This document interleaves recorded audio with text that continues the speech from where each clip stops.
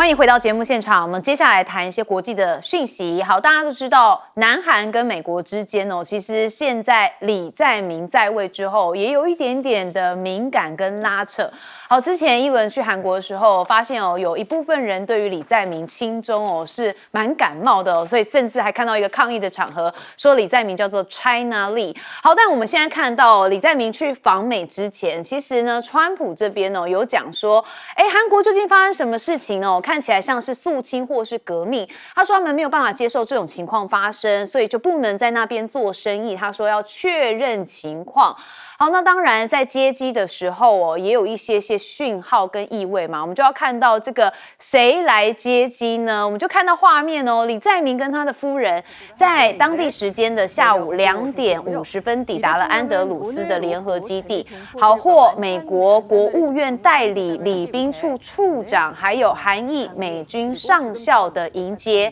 发现没有部长级的官员到场，那期间这个 Kim 就是李在明还向Kim 还向李在明来赠予一枚联合基地的纪念币。那有人当然就讲说尤其他们自己内部这个南韩的国民力量党的议员就发现说，这美方接机的团队似乎这个规格跟礼待有一点点没那么高嘛所以表示遗憾。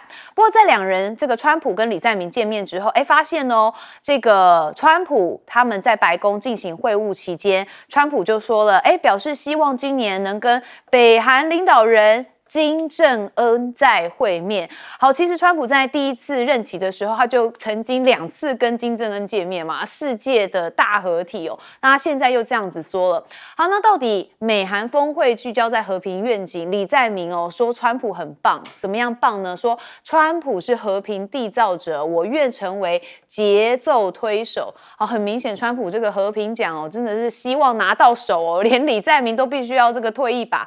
好，那李在明访美发起了魅力攻势，川普人称将维持美韩的关税协议。他说我们坚持己见，要履行他们在之前同意达成的协议。那李在明的史诗级迷汤果然有效吗？我们看到川普在会前放话说不能跟韩国做生意，就见面改口之后就说韩国非常的温暖。好，那温暖之后呢，我们就看到川普真的是一变再变，跟川剧变脸一样见面前才呛南韩搞政变，就下一秒看到本人就态度大逆转，所以很多人觉得哇，川普这个人蛮能这个演戏的也是有一点泽伦斯基的演员的心态。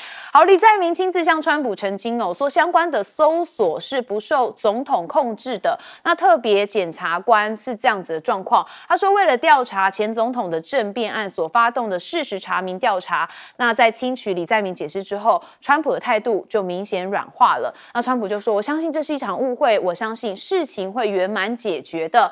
好，那当然也看到关税因为关税两样情，尤其是莫迪硬杠川普，李在明不是到华府吗？我们刚刚也讲到了，但是印度这边还是全面受创，恐怕会失去美国一个庞大市场。好，那我们看到这个画面其实就是川普的形象被烧掉这个因为高达50%的关税，让印度商品在美国市场完全失去了竞争力。那就算把那个25%增加的降掉之后，印度人居下风，所以当地有数百万的工人是直接面临减薪或是被迫休假跟失业。那我们也看到彭博社说，印度政府现在紧急聘请跟川普关系密切的公关公司来进行游说，希望避免对出口商造成严重的冲击。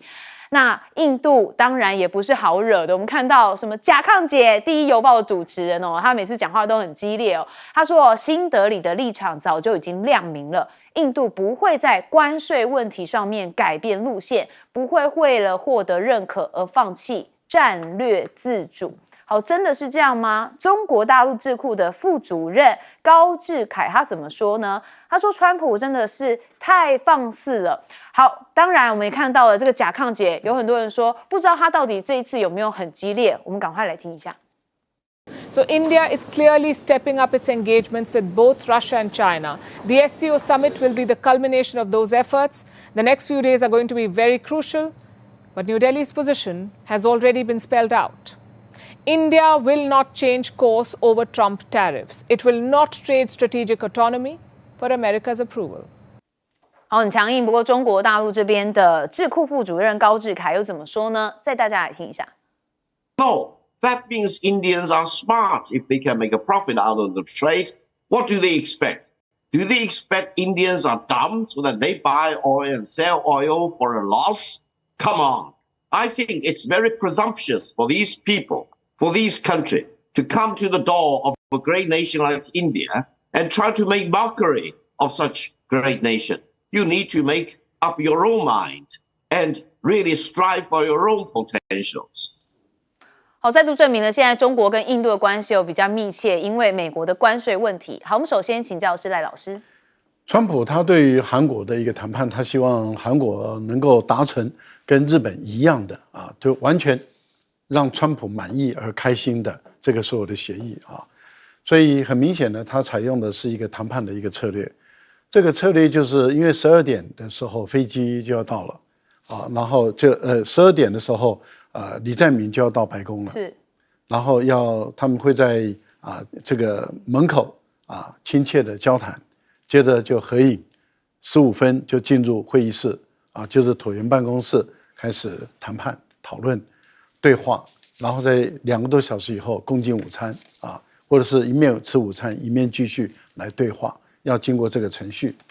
那在飞机快到前2个3个小时左右，川普突然间发了一个推文，说真的很糟糕，韩国现在在搞清算，在搞革命，我们没办法跟这样的一个国家做生意，意思也就是说我要跟他脱钩。那我相信韩国驻美国的大使馆一定看到这个推文，就因为每天24小时盯着看嘛，尤其是川普晚上不睡觉的话，他们的值班人员也要盯着看那马上就会拍电报，透过这个传讯透过通讯送到这个李在明的专机上。我相信李在明接到这个讯号的时候，马上把部长都找来，开始开小会了。开小会以后，这个就代表说，这个川普这个不开心了这个就是很明显的，川普给李在明施加压力了。因为李在明要出发之前，他说我很懂得交易艺术，我有看这个川普的回忆录，1987年出版的那个回忆录，川普的回忆录，交易的艺术，所以我太熟悉川普的这个手段了那自信满满，川普就给你下马威，这是第一步。第二步呢，飞机到了以后一下来一看礼宾司的副司长、代理处长嘛，很低的位阶，很低很低哇，这个跟李明博的地位是完全不一样。接待李明博的时候，都还是这个小布希亲自去接那韩国媒体马上就开始做对比发现结果是一个这么低层级的人，然后一个韩裔的一个空军上校送他一个纪念币。我们看到这个李在明拿这个纪念币，不知道是什么意思，这代表什么？这个川普的谈判开始了，给你施加压力了。对，没有错，李在明最终气氛都非常好的来开会结束了，可是川普拿到所有他要的任何东西，而且还多拿一样东西，什么东西你知道吗？军事基地的土地他都要了，这是过去李在明没想过的，他全部都要。所以军费调高，美军的费用调高，然后军事基地他也要，还有3600亿马上要投资，还有1000亿的这个能源的买卖，另外再加100架的波音。李在明输光了，坦白说就这么简单。好，我觉得川普常常都好像都用这一招，我记得之前有曾经对别的元首用过。周老师，好，这个川普这一次当然见了李在明呢，看起来他还是得到了大礼嘛，因为这个李在明也说要这个订购这个超过100亿的这个波音客机。这个当然对川普很重要了，因为波音是美国这个军工产业的非常重要的一个支撑嘛，所以他这个客机能够卖得出去，对于他军工业就有帮助。第二个，李在明也说了，他们这一次出访的时候说了什么 ？Make American shipbuilding great again， 就是要让美国造船业再次伟大。这也是韩国的筹码，这也是川普想要的。所以这2点当然打中了川普的这个心理哈。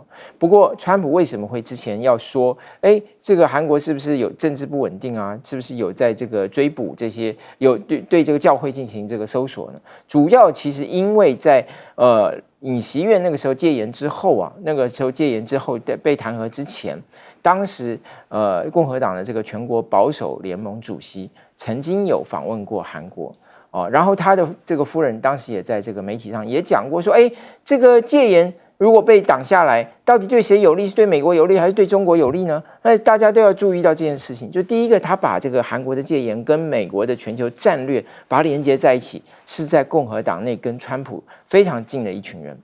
所以在之后，大家就绘声绘影的说，这个 MAGA 派啊，或者整个共和党里头的这些保守派人士，跟尹锡悦跟这个韩国保守力量里头的极右派是有一些不仅是理念相同，而且有实际的连接。那当然，李在明非常了解，所以这次他去见川普，主要他不是要得到什么成果，他是要避免川普呢向他这个有过高的这个要求。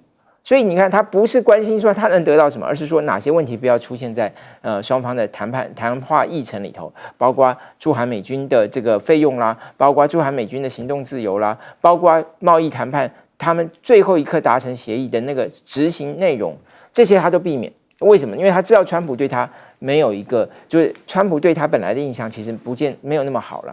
上次他在加拿大，他特别飞去，川普已经跑了，所以当然这一次对于李在明说见到就是得分。不过当然同时间我们看到另外一组关系就很有趣了，川普跟莫迪为什么？因为本来两个人算是交情不错的结果嘞。到了现在这个两个人，特别是因为什么呢？因为这个上次印度跟巴基斯坦的冲突，川普要做和事佬，结果呢，印度就非常生气印度认为说他被美国绑手绑脚，然后川普还要把这个停火的这个功劳揽在自己身上，那川普就觉得你印度一点都不感谢我。好了，现在就埋下了这个火种。那现在川普跟印度现在为什么这个莫迪现在这么硬呢？其实有个结构性的原因，因为现在这个印度人民党他在国会里头没有多数，然后他的这个上议院的议长辞职，这也是这个莫迪的这个同党的，而且他还说年纪大了就要走人哦，他跟莫迪差不多大，所以莫迪本身也面临到很大的这种内部的压力，因此他不能退让。好，我们再来请教的是将军。其实这次李在明去见川普，大概除了关税之外，最重要就是韩国自己跟美军的这种国防的问题哈。大概我认为这次川普要求了2件事情，第一个就是他要他的这个基地哈，这个基地叫什么呢？叫韩福瑞这个陆军基地。那这个基地面积有14.7平方公里这么大哈，是美国在亚洲地区最大的一个陆军基地。那除了这个陆军基地以外，另外还有2个空军基地，一个是叫乌山空军基地，一个是叫群山空军基地哈。这个分别是在首尔下面南边。那这个基地来讲的话，这个韩福瑞空军基地里面，事实上总共驻军美军在这个地方，韩国驻军有28500人但是含眷属的话，概略是4万人。那这个基地里面，它可以住到这么多人，那里面包括学校啦，包括生活设施，包括娱乐设施，等于跟一个小镇一样这是第一个他要的。那其实如果说你一个国家，你美国要在这边，你应该跟人家用租借的方式嘛，你不能说是把这个地拨给我。那第二个来讲，他要求了什么？就是驻韩美军要他的部署要这个所谓灵活化他特别注明灵活化。什么叫做灵活化呢？就是说，就是支援台湾，如果台海有事的话，这个驻韩美军可以不经过韩国的同意来调到台湾来。我这边再跟各位补充一点，各位知不知道这个韩国的军队来讲，他的指挥权不在韩国自己军中是在美军在负责指挥那从这个朝鲜战争之后，因为美军麦克阿瑟协助这个韩国将北韩推回去了以后，从那次以后暂时的指挥权全部是美军在指挥，而韩军自己不能指挥自己军队，所以这也是韩国老百姓一直这个不以为然的事情。他们一直希望能够拿回自己军队的指挥权，哪有说是我自己的军队指挥权？这个是由别的国家这个首领在指挥那如果说是这2个条件达成，各位你有没有发现，整个这个美国来讲的话，这个韩福瑞陆军基地就变成美国在亚洲的飞地，所有东西都归他，对不对？这块地变成美国的土地啊。那事实上我们经常就听到美军不管是驻日或驻韩的，经常在外面欺负人家老百姓，为非作歹。譬如说是这个抢劫啦，或者是欺负人家女孩子啦，那他们经常做一件事情，就是跑回他们自己营区。一跑回自己营区，按照美军驻外法权来讲的话，他们这些人就要可以回到自己国内去受审，而不是受当地的法院的审理。所以说，如果说这个地方变成美军的土地，变成美国的土地，我跟你讲，那就形成飞地。我觉得李在明，如果说你这件事情答应的话，你大概也不用回韩国了，你大概中间你自己就跳伞跳到这个对马海峡，跳到那边去。我想韩国老百姓以他们凶悍的个性，绝对不会允许这种事情发生的。好，我们休息一下，广告回来继续讨论。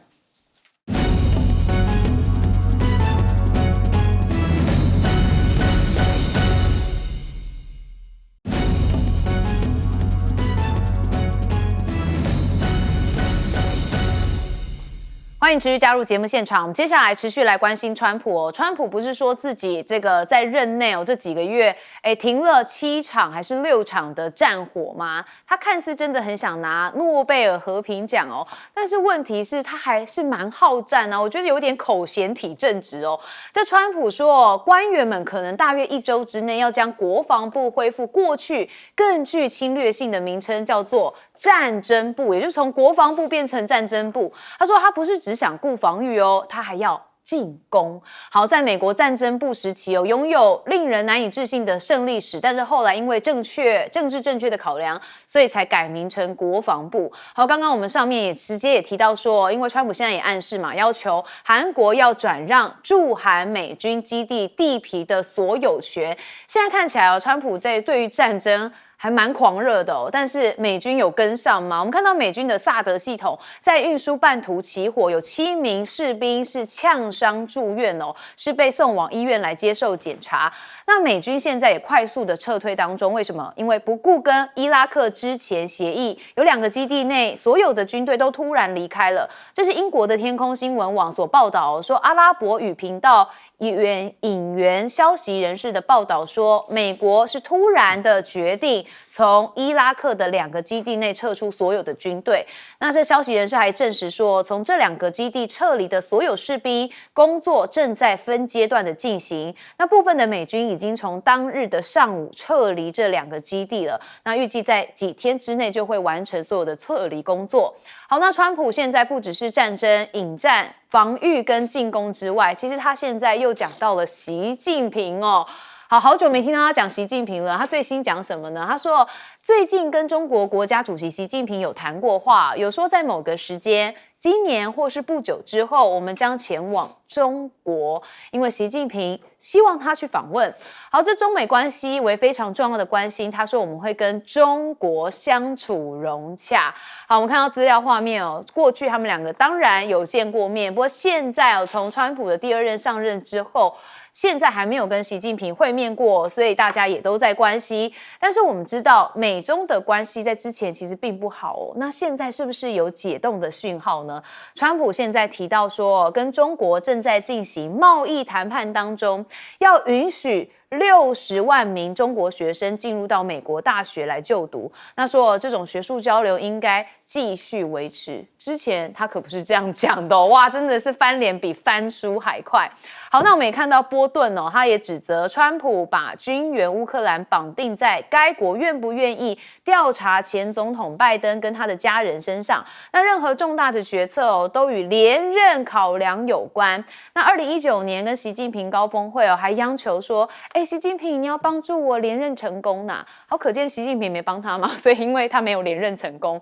好，所以我们就说哦，川普根本就是川剧变脸哦，他很适合去演川剧变脸，因为现在看到他们美中谈判哦，他向记者表示说，中国必须向美国提供磁铁哦，否则我就对他们征收200%的关税哦，他真的是用这个关税来治百病。那他现在也喊话说，这是比北京更多的筹码。他说，我们比起中国对美国，美国对中国拥有更多筹码。那他也说，飞机零件是华府可以用来对抗北京稀土限制的关键品项啊。他说，如果我打出这些牌，就会摧毁中国哦，但是我不会打出这些牌，所以是说说而已。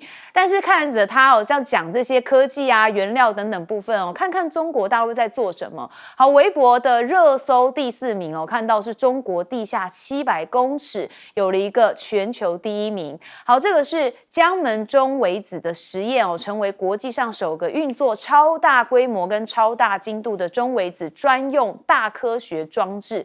它就是一个中微子的质量排序啦，协助科学家对来自太阳啊、超新星、大气还有地球的中微子进行前沿研究。那开启一个探索未知物理的一个新窗口。那确实我们看到中国的 AI 算力也正在爆发当中，需求很多。那今年规模预估会增加超过40%。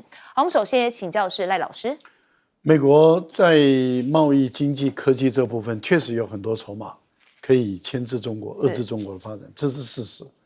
而中国也有很多筹码可以牵制美国、遏制美国的发展，这也是事实。因为稀土的种类很多，中国大陆掌控的绝对优势的稀土至少就37种，不只是只有稀土，其实包括石墨等等，还有包括锗、镓、铋等等，太多了啊。除了这个以外，其实这个我们讲的仿生药就是还有就是基础药，像抗生素，还有像对美国人来说的话这个你医疗的设备。大陆如果不供应的话，美国的医院倒一半，这个都很简单，其实都有。也就是说，如果大陆药不给美国，美国人每一天不知道死多少人。其实这都大家都知道，你美国有筹码，大陆也有筹码，可是双方彼此之间这个恶意的螺旋的时候，一定是两败俱伤，所以双方都不愿意两败俱伤。所以你会发现，就是彼此之间就好像叫跳探戈一样。你进一步，他退一步，他进一步，你退一步，就不断的在这样子周旋中，然后看看能不能找到一个平衡点，达成一个协议。这就是他们目前在做的一件事情。留学生其实也是嘛，就是美国对大陆的留学生不友善，这个对大陆它本身的高等教育或者是有一些的科技这个部分，当然会有伤害。可是没有中国的研究生、留学生，美国的学术研究就发展不上去嘛，那也有伤害。而且美国很多的大学就经营不下去也有伤害。还有美国很多的小镇也是靠着这些留学生在养活的，他们的经济就会受到重创，这也是事实。所以都是两利也是两害的事情。我觉得美国他自己也清楚，川普也清楚，知道说玩到最后，其实没有中国的留学生，美国的大学的发展就出问题了，经济发展也会出问题。高等教育发展也会出问题，这个大家都知道的事，你知道，我知道，大家都知道。所以川普到最后，他也是不得不请说你回来吧，来我们美国读书吧。不过我倒觉得，除非是那个科系、那个科技是你需要的，不然的话，到美国并不是读书都会赚得回来，大部分是钱花了赚不回来。人生也不见得赚得回来。再考虑再三到美国读书不见得是唯一的好，想清楚。好，那我个人是认为是这样子。对于川普来说的话，他确实很想见习近平，可是本来双方有意看能不能93，那不可能了嘛。对。那后来就说10月份的时候，这是安华，马来西亚的总理他们叫首相安华说。东盟的会议，那后来也确定没有了，因为这个过去大陆到东盟的代表就是国务院总理，而不是国家主席。那那个 APEC 呢，有可能见面，但是中国大陆一直没有正式的邀请川普到北京来访问，有电话中的口头邀请，但是没有正式的安排，所以一直往后延的时候，川普越来越急了，所以他就说看能不能今年的年底。冬天的时候，要不就是明年的年初到中国来访问。那问题是在于到今天为止，大陆也都没有正式的回应，这是代表说他们彼此之间大国，中国大陆认为你要来，那就是必须要双方搞定了才来，那就代表还没有搞定，所以就还先不用来吧。对，美中这两大经济体嘛，两大国，这常常火车对撞，其实。惨烈的是车上的人很可怕。将军，美军从这个月短短的1个月里面，从7月30号，我们看到空军的一架 F-35摘掉了然后在这个这个月月初的时候，美国一艘的2栖攻击舰在日本的冲绳那边失火了那现在是萨德又烧掉了等于陆海空接连都出了大事。大家有没有注意到这三件事情有个共同的特征，什么呢？都是高端的武器。萨德对美军来讲是多尖端的武器啊，对不对？2栖攻击舰其实也是很尖端的武器，然后这个 F-35也是对他们最先进的5代战机。为什么短短的1个月里面，这三项尖端的武器接连的都出状况？我觉得美军的管理出了很大问题。我们看这次萨德这个火烧车的事情，然后大家不要以为这是一个小火灾，你看总共有7个官兵受到呛伤，代表这个火势不小到底是指挥车还是雷达车还是运送这个飞弹车失火？我们现在讯息不知道，但是我们可以确定一件事情，这火势一定不小，因为同时7个人呛伤来讲的话，那整套萨德的系统有多贵？所以我觉得美军来讲在纪律管理方面确实是出了很大的问题这个包括之前我们看到在红海那边，他们军舰这个 F-18的战机被自己的飞弹击落，又掉到海里去等等不禁让我们联想到美军到底是出了什么问题？为什么现在纪律这么薄弱？我相信这种高级尖端的武器在操作之前，一定有它一套 SOP 的规定，第1栋、第2栋、第3栋、第4栋才能做。就像什么？就像我们现在坐公车嘛，在台北坐公车，你看那公车司机要转弯，我就觉得说很佩服那公车司机，要转弯以前他一定东指一下西指一下，过平交道就避免，因为他车力比较大。怕说是这个车身的前后轮差造成民众这个弯有的在旁边不晓得，他都会停下来，这就是 SOP。那你想想看，连我们台湾的公车司机都可以遵守这种 SOP 的转弯程序，那为什么美军会这么不遵守规定，造成这么重大的军事上的一个失误？那之所以讲到美国来讲撤离伊拉克的基地，我觉得这个英国这个报纸天空新闻网有一点这个夸大其词了，因为它本来就预定9月份要撤除了。美军部署在伊拉克这个基地，当初是因为美军去打了伊拉克战争之后，然后造成伊拉克整个混乱各地军阀割据，然后尤其是最糟糕的一件事情，后来伊斯兰国趁机崛起嘛然后趁机崛起以后，那美军联合各国去打击这个伊斯兰国，所以在这个地方驻军。那本来签的条约就是在今年9月结束要撤军，那他大概提早了1个月，我觉得这东西应该是英国这个新闻来讲的话，应该没有去很认真的查证他们准备这个条约撤离的时间，但美国离开这边也好了，伊拉克就不会每天被美国偷挖石油了。好，我们问左老师。好，川普要这个成立战争部其实有几个重要的意义啦。第一个，他说这是要恢复美国的光荣嘛，因为美国在第1次世界大战、第2次世界大战那个时候都叫做战争部。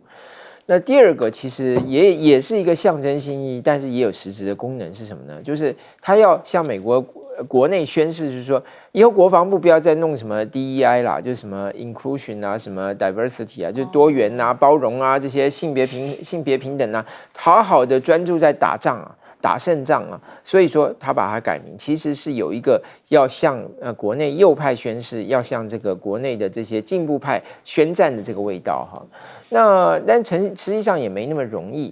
第一个就是他程序上他必须要通过这个国会的同意，因为当初他这个改名是通过，然后设立国防部是国会通过法律的，所以他一定要经由国会的同意了。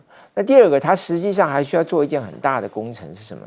就是他要整合这些陆海空军，因为原来在战争部的时期，陆军跟空军就是在战争部里头的。那当时海军是独立的，那后来成立国防部的时候呢，他就把陆军、空军都切出来了，那包括海军那所以他的军种跟他的这个国防部是分开。那现在他如果要成立战争部，就要把它整合在一起，所以一个组织要重整，那是非常耗费功夫的事情。当然，这个也是不容易，但你也可以看出来，川普的一个特色是什么？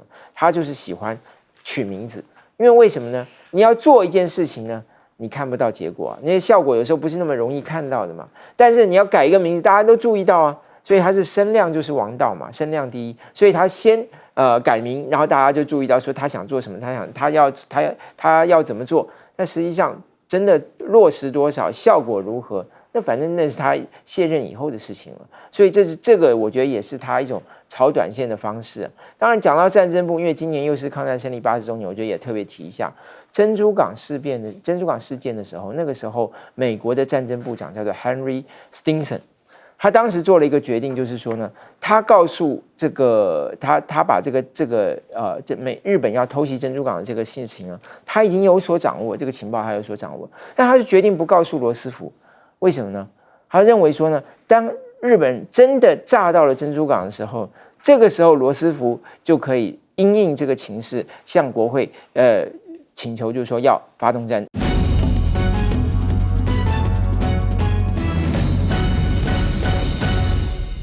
带你掌握政局的变化，掌握事件的真相。你好，我是今天的主持人韩一伦，欢迎加入今天的新闻大白话。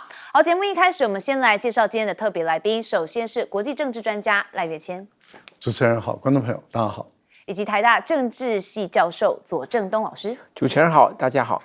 最后是退役少将厉正杰将军。主持人好，各位观众大家好。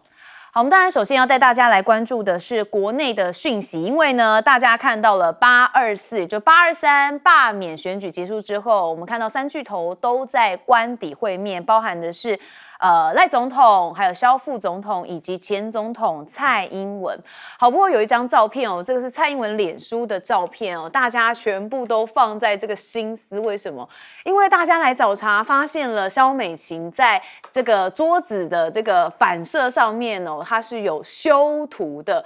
好，所以有网友最新就写了哦，他只有再写几个字，他没有多写什么，他只写说民进党总在无关紧要的地方努力，始终如一。好，这话哦确实有一点韵味哦，很多人看了会会心一笑。好，这证明赖政府好棒棒吗？好，不过我们也看到赖总统在这个灾情，也就是7月初这风灾之后，他12号他自己跟灾民说，这个屋顶的部分要自己爬。那后来8月9号的时候，赖清德勘灾嘛，就挂红布条，有递水。好，那当然这个事情哦，我看他的脸书这一篇按赞也蛮多的，但也被批评说，看起来不太好啦。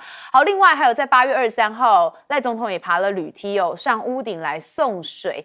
好，送水2次，有人说是想要洗白吗？但现在看起来哦，反而成为大家更讨论的对象。尤其送水爬铝梯哦，我们看到有梗图，甚至还做了影片，带大家来看一下。注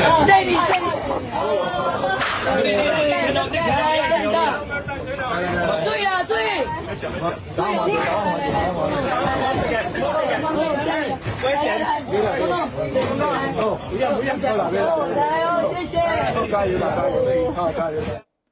好，同样是南方公园的画风哦，不过大家哦，这个速度很快哦，这马上就有不同的最新力作，叫做法铝梯送水篇哦。但因为赖总统这个事情蛮多的哦，所以让蛮多人都有很多恶创的机会。好，那我们再看到现在民进党的立委呛瞎官员的是谁呢？好，林岱樺他怎么呛瞎谁呢？我们先带大家来看一下。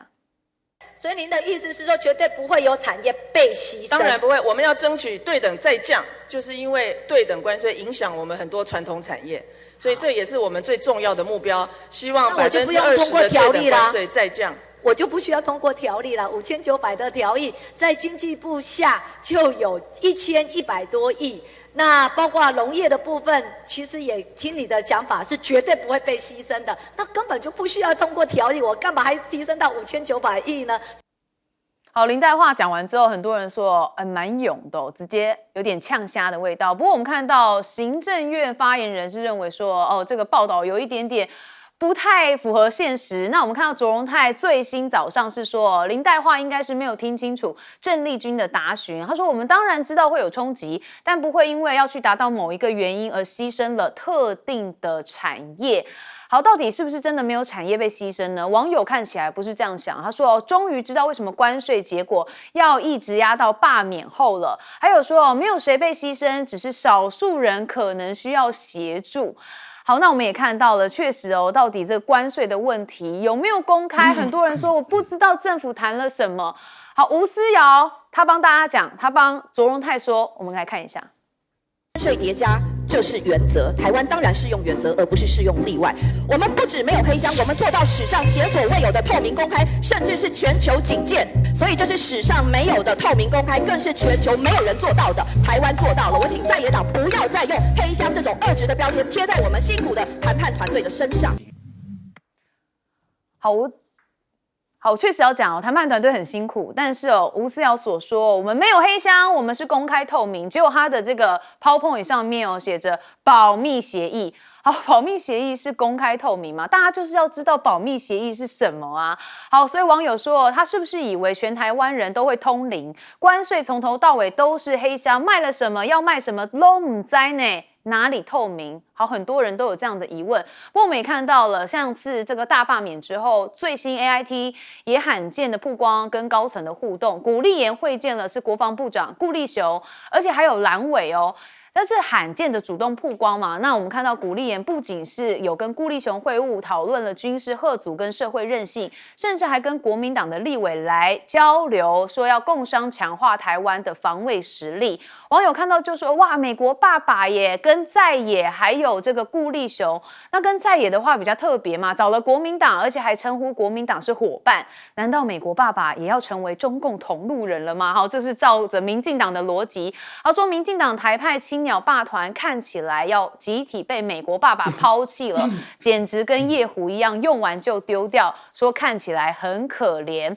好，我们再看到这个去识别化欺敌哦，我们现在国防部的军文社制作国防线上节目，就披露说我们有最新的做法哦，我们采用去识别化欺敌在台的车来装飞弹系统，好说我未来会部署在海军滨海作战指挥部。但很多人说，这个怎么有点像胡塞组织啊？胡塞组织也很爱用 Toyota 来改装皮卡车哦。那我们也知道说，现在在国际法上面哦，是1949年制定的《日内瓦公约》第1附加议定书，有特别讲说，其实包含假装具有平民、非战斗员的身份，都是禁止冒用平民身份的。所以这部分可能会变成军民不分，会面临平民被战争的一个风险哦。但是也有人有不同观点，认为反正兵不厌诈，我这样有什么不对？好，我们首先就来请教的是赖老师。您刚刚提到了兵不厌诈，兵不厌诈是在战略战术各种战役中，但是问题就在于说，如果你把应该是军车有军方涂装的，你把它改为民车的话，你自己本身是违反战争法的。违反战争法，那对方对于平民百姓的攻击就具有正当性跟合理性，还有合法性。你没有任何可以解释的余地。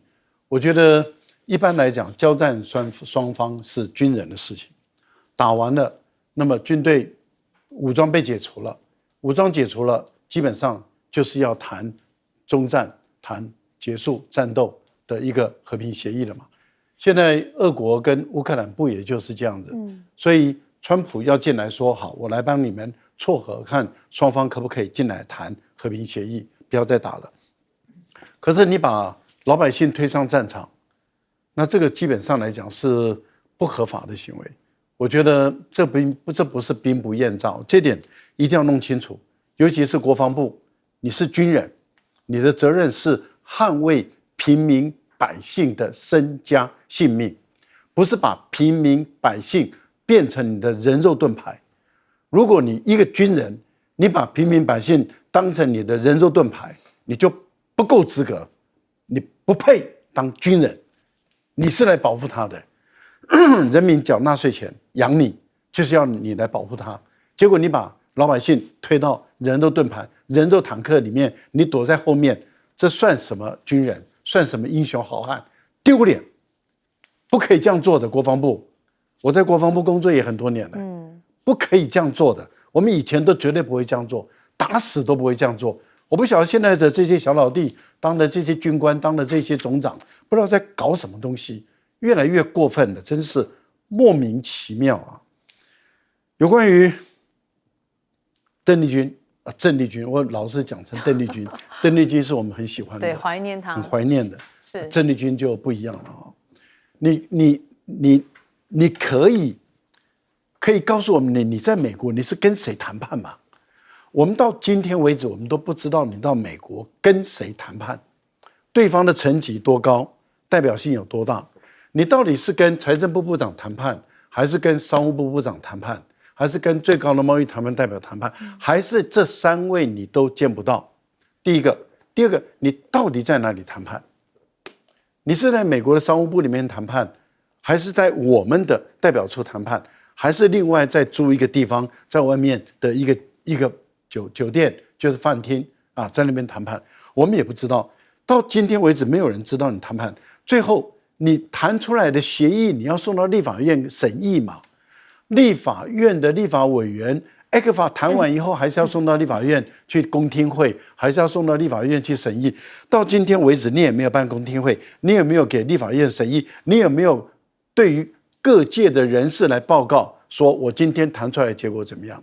结果你说我们没有损害任何一个产业，每个产业都被你损害了。为什么？我们的关税比韩国、日本、欧洲都高，而我们台湾的很多的产品是跟日本、韩国，特别是韩国是竞争的，结果我们的关税都比他们高，难道我们的关税不已经是一个受害者了吗？更何况到今天为止，你没有告诉我们说，我们哪一些产业对日本、对美国进口的时候是零关税？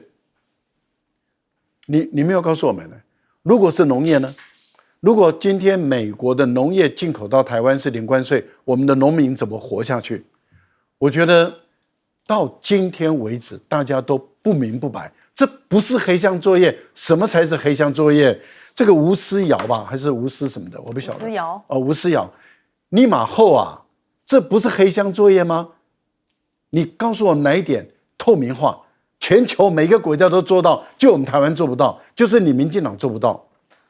好，刚才讲到吴思什么，我还想到说有一次我采访赖总统，不小心把吴思瑶讲成吴思怀。好，温将军，这个国军什么时候变得这么又懒又笨，真的是糟糕到极点。我从军30几年，我在第一线这个实施防御的工作做了这么多年，我都没有想过用这种方法，说是这个装成这个用卡车伪装成民车来装飞弹。那是我那个时候笨，还是现在的人比较聪明，我不晓得。但是我觉得这种事情叫做什么？叫做哈马斯化，还不是胡塞化。人家胡塞还很英勇，对不对？你今天根本就是哈马斯，就是整个哈马斯来讲，分不清楚到底谁是军人，谁是老百姓。你那么聪明，把货车把这个飞弹装在货车上面，那我教你一个方法更快，你干脆叫这些军人全部穿上便服去打仗好了。那让解放军根本就分不清楚，这到底是这个国军还是老百姓？好，我跟各位讲这个以前我们是怎么做法？以前我们当然所有武器装备在一开始的时候，因为这个是我们看出来是陆战队嘛，滨海作战团用的装备叫做地狱火飞弹。那顾名思义，一定是在海边那个地方，当敌人登陆的时候，用这个地狱火飞弹攻击敌人的舟波的这种登陆的小艇来做攻击，应该是担任这种任务。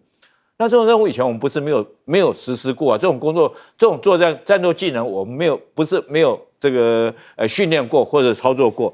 那你现在用这种东西，我跟各位讲，以前我们怎么做法？当然。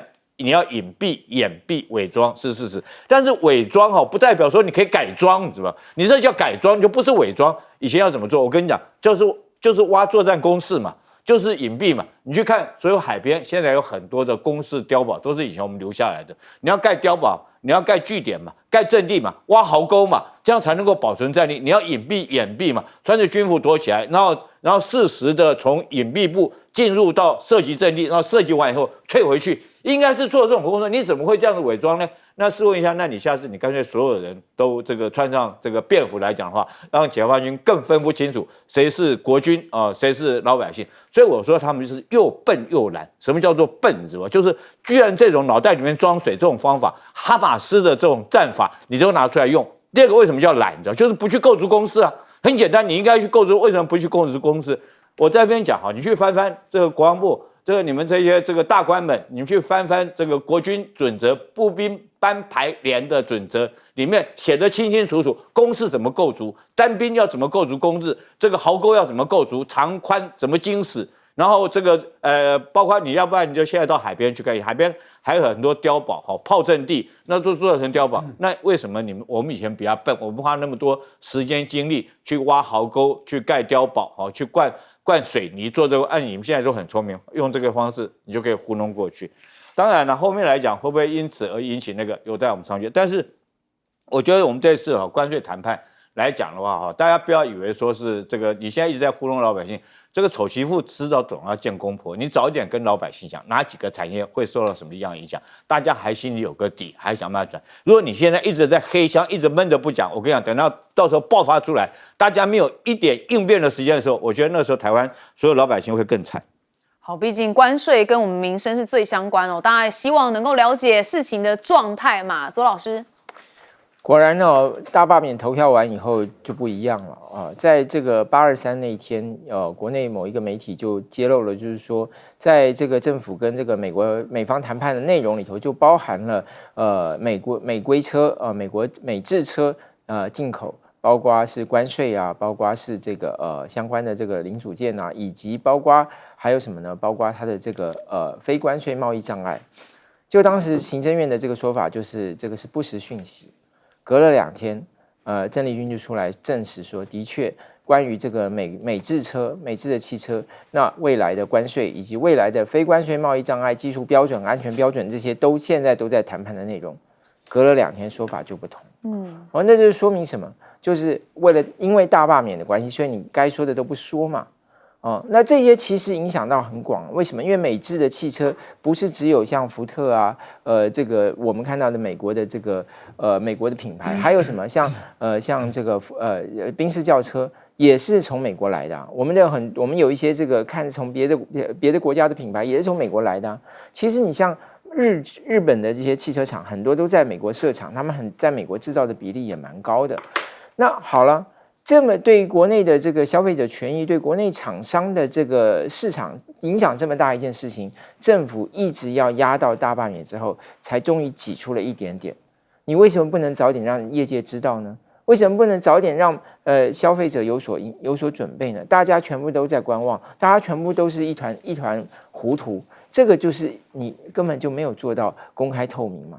那很显然，就是因为大罢免把整个国家这个正当的程序，把整个政府应该跟人民沟通的全部都停摆，一定都等大罢免。这里头也就看到大罢免对我们国家、对我们的政治生活带来有多大的这个扭曲。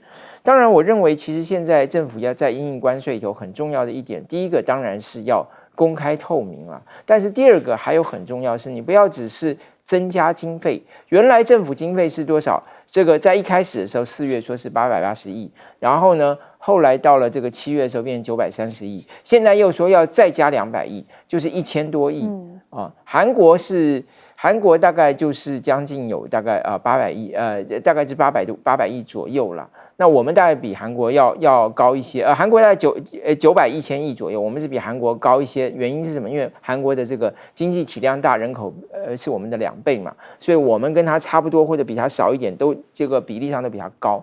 可是我觉得重点是你这笔经费要怎么花，你能不能花在刀口上？你能不能真的带来产业的转型，带来这个帮助这个业者渡过难关？还是你只是走过场，反正形式上我发出去了，那我就也做到了。我觉得这一点其实才是立法院应该监督的重点。确实是要根治哦，不是头痛医头，脚痛医脚哦。那这样子补助上面，虽然对政府来说是最容易的事情，但是人民还是无感啊。好，我们休息一下，马上回来。